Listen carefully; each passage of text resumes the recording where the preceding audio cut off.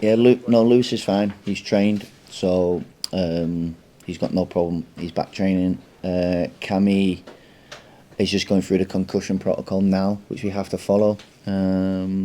So that's so far so good. He's not had any setbacks from that. So we'll just hopefully follow that, and if that is the case, then he'll make Sunday. Yeah, I suppose he's not allowed to kind of come out and take full part in training until he gets all the way through that protocol. Not yet. You have to follow, like, obviously, there's a bit where you do a little bit on the bike, and then you start to progress, and then you start to come onto the pitch and do a bit of running, and then semi-opposed stuff, then opposed. So I say he's coming through that, and if he does carry on with no setbacks, then that means he would train tomorrow and be available.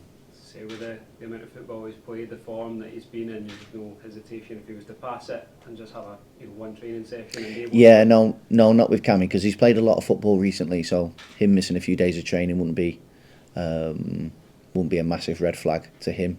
No, so he's been a really important member of our team, integral to what we've been doing. I think he's been a top performer, so we're obviously hopeful that he makes it. With this run of form that you've been in, the confidence that must be giving them, is that an ideal scenario to be playing Rangers at home?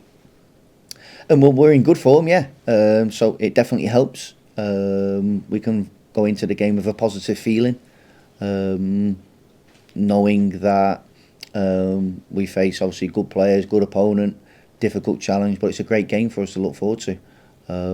So hopefully we can use the energy of the crowd and feed off their passion, and go and do everything we can to keep our unbeaten run going. What needs to be, I suppose, different about a performance when you come up against a Rangers or Celtic and these teams that do streak ahead in this league every year? Well, you're going to have to be good without the ball, because they've got very good technical players, intelligent players who know how to handle the ball, and are used to playing in big games, with big expectations, and so they're used to playing in under this type of pressure. So we know we have to be well organised, good without the ball, but also, again, always we want to try and take the game to the opponent. The game at Ibrox, after our indifferent first few minutes of the game, we grew into the game and we really took the game to them, and we pushed them onto the back foot, particularly in the second half. I think we had over 50% of the ball, which doesn't happen often, particularly away from home against Rangers. So it shows that we're capable of doing that. But that's all come through our defensive organisation and how we approach the game. Our mentality's got to be right. And if it is, then I'm sure we'll give a good account of ourselves. So right on the cusp of the top six now, when you think back to, it's only a few weeks ago, end of December, which didn't go your way on a lot of fronts. How proud are you, firstly, that you're they're now kind of chapping on the door of this, but yeah. How confident are you that they can keep it going through with the going? Yeah, well, I'm confident that the players are going to keep trying their best to keep progressing and learning, and it takes time in what we want to try and develop as a team. That it's a long process. Some of those indifferent performances or results that we have may be a good thing for us. It shows that the group's got resilience, it's got grit. We've found different ways of winning football matches, and off the back of that, the players' belief has grown. But that's come from hard work on the training pitch every day. I think we've benefited from having a bit of extra time between games, but we've not achieved anything yet. I think we have 8 games left until the split, so 8 games. That gives us an opportunity to win as many of them as we can, and try and be in the top 6 coming the end of the season. Obviously a shock defeat for Rangers last time out. How does that affect, if any, your preparation for this game? Not a lot, in truth.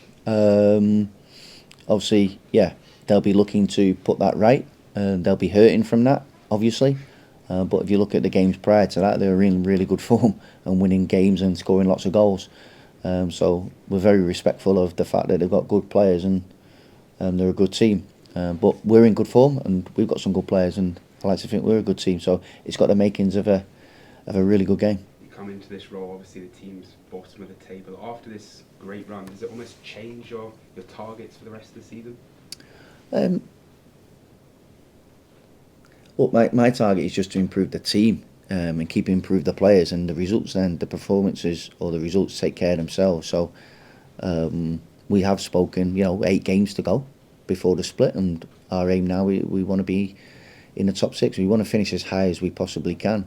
But, as quickly as things can go right, things can go wrong. So we're not getting carried away. We haven't achieved anything yet. You mentioned, Neil, that Rangers will be hurting. Does that make it a better time to play them, or does it make it a more dangerous time to play them? Well, who knows? Who knows? We'll find out at 12 o'clock, is it, or 12:30? 12 o'clock on Sunday? Who knows? Yeah, we'll see by how they play the game, but our concentration has just been on us and how we prepare and how we want to play. That's my main focus.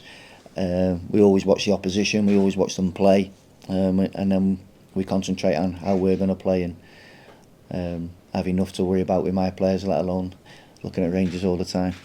You mentioned the resilience and the grit that you've seen throughout your time, but on Monday night in a really gruelling game, yeah. What did you learn about the attitude of your side?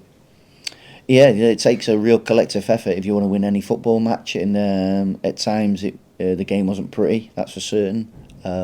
We've had to fight and scrap, and but there's that belief or that willingness never to lose, never to give up, to keep going, that never say die attitude, because it was looking unlikely. Obviously the closer it gets to 90 minutes, but the players stuck in there, and for all the players who came from the bench contributed.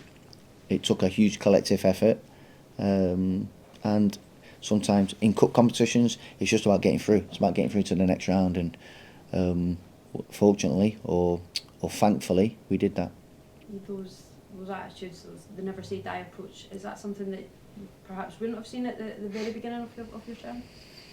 I think it's grown, and I think that's the belief that you get from the way you work and the processes that you have, that they believe in each other, but they also believe in the messages, they believe in the training, and they can see then how that can bring them success.